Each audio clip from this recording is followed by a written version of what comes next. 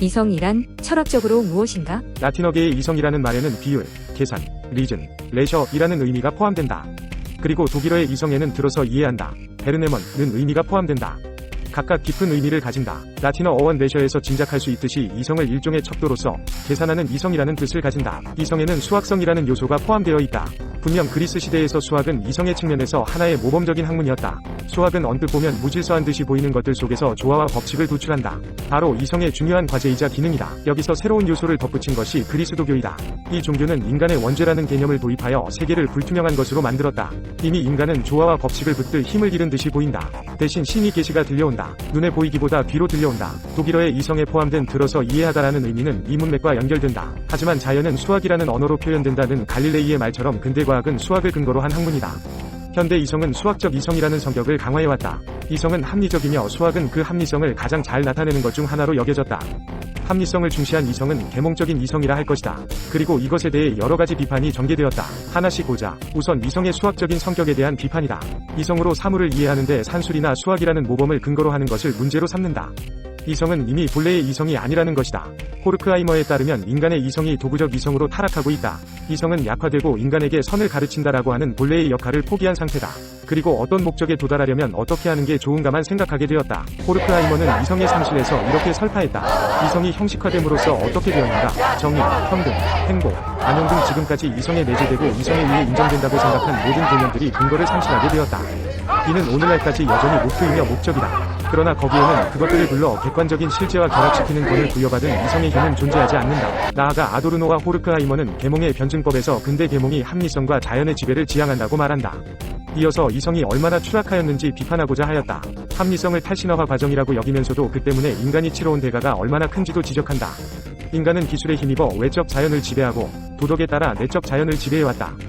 하지만 이러한 권력적인 지배관계로 확립된 주체성이 그 지배적인 성격으로 인해 자기 내부에서 붕괴한다고 한다. 이러한 비판은 이성을 이성 내부에서 비판하고자 한 시도로 주목된다. 하지만 그들이 어떤 이성에 근거하여 계몽적인 이성을 비판하는지는 확실치 않다. 도구로 추락하지 않은 이성이 호르크하이머에게 어떻게 깃들 수 있는가? 아드르노는 계몽적이 아닌 이성을 어떻게 이용할 수 있는가?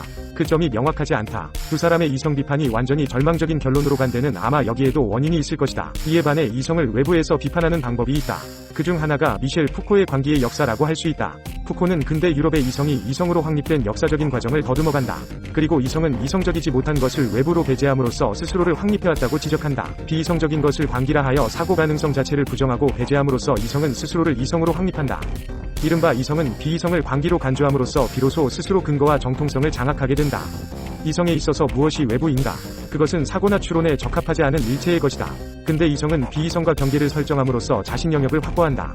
푸코는 서구 이성이 배제한 것을 고찰하여 서구 이성의 협소함과 한계를 분명히 하고자 하였다. 그러나 자크 데리다가 비판했듯이 이성의 외부라는 논리에서 이성을 비판하는 논거는 어떻게 가능한지 의문이다.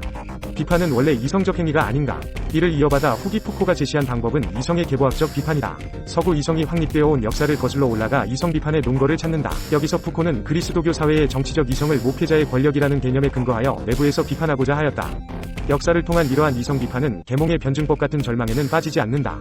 또 이성의 외부를 자칭하지도 않는다. 이성의 내부에서 이루어진 비판의 논거로 큰 성과라 할 것이다. 또한 역사적 관점에서 수학적 이성을 비판한 가다머도 주목해보자. 그는 수학을 모범으로 한 계몽적 이성은 시간성을 고려하지 않는 이성이라고 보았다. 기하학은 시간적으로 무한대이며 비인칭적인 학문이다. 이러한 수학을 본보기로 한 계몽적인 이성은 필연적으로 역사성을 무시하고 개인적인 요소를 무시하게 된다. 모든 사람은 역사 속에서 특유의 선입관을 가진 존재로 산다고 가다머는 말한다. 인간은 역사적으로 개별적인 이성에 따라 자신의 선입관을 근거로 역사상의 텍스트와 대화한다. 그리고 선입관을 극복한다고 하는 해석 행위를 계속한다. 가다머는 인간을 그런 존재라고 생각한 것이다. 이러한 역사적 이성 비판에 반해 레비나스의 이성 비판에는 풍토적인 이성 비판의 요소가 있다고 할 수 있다. 레비나스는 서구 이성을 헤브라이적 요소와 그리스적 요소로 나눈다. 그리고 헤브라이 이성 쪽에서 그리스 이성을 비판하는 길을 제시한다.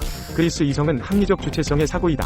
모든 것을 이성을 통해 이해할 수 있다는 것으로 환원하는 이성이다. 레비나스는 성경 구절을 넘어서라는 저술을 통하여 이렇게 설파했다. 그러한 이성에는 세계의 긍정성과 연관지어 생각하는 듯한 사고와 우주의 거대한 휴식을 기점으로 생각하는 듯한 사고의 견고한 핵에 균열을 일으키는 것은 아무것도 없다.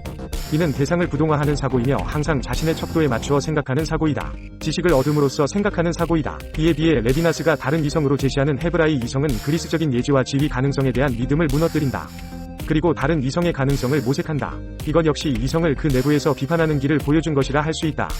이러한 이성 비판 방법은 우리가 철학을 배우는 의미를 생각하는 데에도 도움이 될 것이다. 동양에서 철학을 하기 위해서 중요한 것은 무엇인가? 서양의 이성 개념에 포함된 보편성과 풍토성 양 측면을 인식하는 것이다. 즉 서구 이성은 유럽의 것이며 서양의 외부인 동양의 이성을 근거로 하지 않는다는 것을 인식하는 것. 그리하여 유럽의 이성을 비판하는 길을 찾는 것. 이것이 서양 철학 전통의 바깥에서 살아가는 우리가 마땅히 해야 할 일이다. 이렇게 서양 철학에 보답할 수밖에 없지 않겠는가?